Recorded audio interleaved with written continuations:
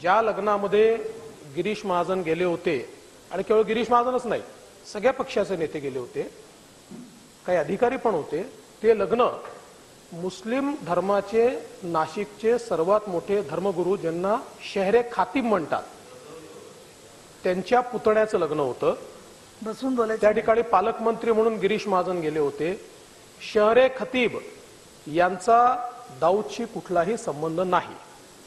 ज्या मुलीशी लग्न झालं त्यांच्या वडिलांचं जे सासर आहे त्या सासरातली एक नातेवाईक ही दाऊदच्या कुठल्या तरी भावाशी तिचं लग्न झालंय असा आरोप करण्यात आला त्यावेळी.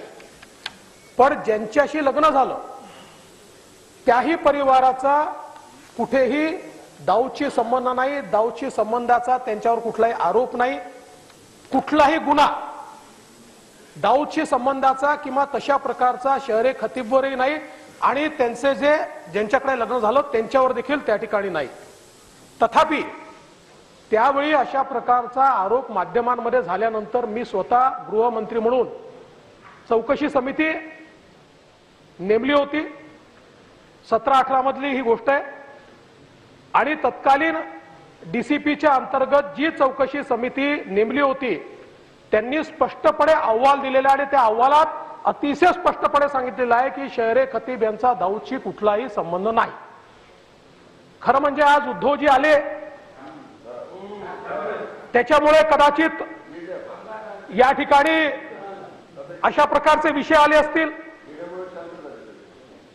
पण खरं म्हणजे एका मंत्र्यावर अशा प्रकारचा आरोप लावताना त्याची खातरजमा न करता आणि ज्याची चौकशी ऑलरेडी झाली आहे अशाच प्रकारची तडफड ते बडगुजर सलीम कुत्ता सोबत नाचतात तेव्हा का नाही दाखवली तुम्ही? तेव्हा दाखवायला पाहिजे होती ना. सभापती महोदया, खरं म्हणजे मी हे म्हणेन, एक तर कुठलाही संबंध नाही, पण मंत्र्यावर अशा प्रकारचे बेछूट आरोप केल्याबद्दल यांनी माफी मागितली पाहिजे. यांनी माफी मागितली पाहिजे. आणि म्हणून सभापती महोदया पुन्हा एकदा या ठिकाणी सांगतो, यांनी केलेले आरोप पूर्णपणे खोटे आहेत. ठीक आहे. आता मी किशोर दराडे यांची 93ची सूचना आहे. सन्माननीय गुलाबराव पाटील सभागृहात आहेत, तर 93ची सूचना 3 क्रमांकाची. किशोर दराडे, किशोर दराडे, किशोर दराडे, किशोर दराडे नाही. तुम्ही दरेकर थांबा जरा 2 मिनिटं. काय क्रमांक 14. अहो त्यांची 93 घेऊ दे ना मला. काय 1 मिनिट विषयांतर होत आहे. सन्माननीय उपमुख्यमंत्र्यांनी एखादं निवेदन केल्यावर त्या विषयावरती आता परत पुढची चर्चा नाही. दुसरा आपण तो अपघाताचा विषय खूप मोठी चर्चा केलेली आहे. किशोर दराडे 93 पुकारायची का तुम्हाला? नाही तर मी पुढचं सूचना क्रमांक 14.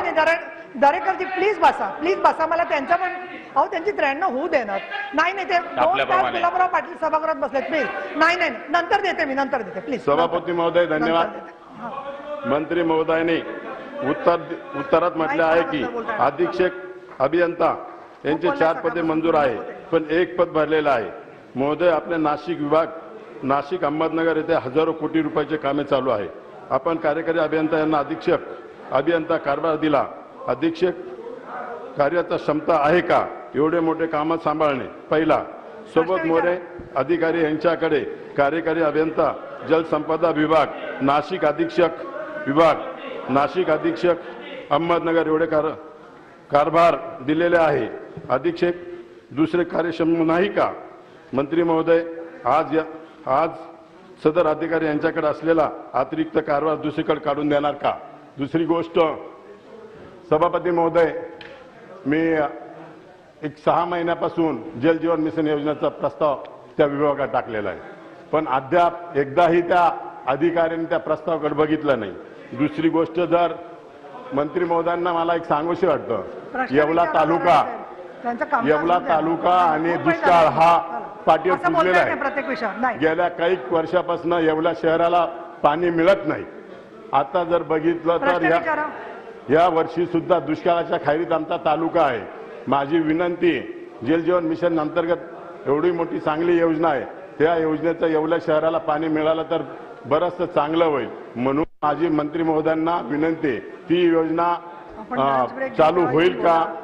किती तुम्हाला दिवसात परवानगी तुम्ही दिली पाणी सुद्धा देणार आहात? आणि जर उदाहरण जर द्यायचं असतं तर तुमचं खाते कोण लागतंय का? नाही ना. 1980 साली मान्य जनार्दन पाटील आमदार असताना बाहेरच्या सभागृहावरचे येवला विषय तालुक्यात कशाला घेताय? येवला चला, तालुक्याचा सन्माननीय मंत्री महोदय बोला. दराडे साहेब 93 वरती आपल्याला प्रश्न विचारणं अपेक्षित असतं. हो. त्याच्यामध्ये जे आहे ते 93 चालू आहे. तुम्ही प्रश्न विचारा. नाही तुम्ही दुसऱ्या सभासदांचं कामकाज चालू आहे आमचं, तर ते घेऊ द्या ना पूर्ण. चला प्रश्न विचारा दराडे त्या साहेब. अधिकाऱ्याचे चार त्याच्याकडे आहे एवढे मोठे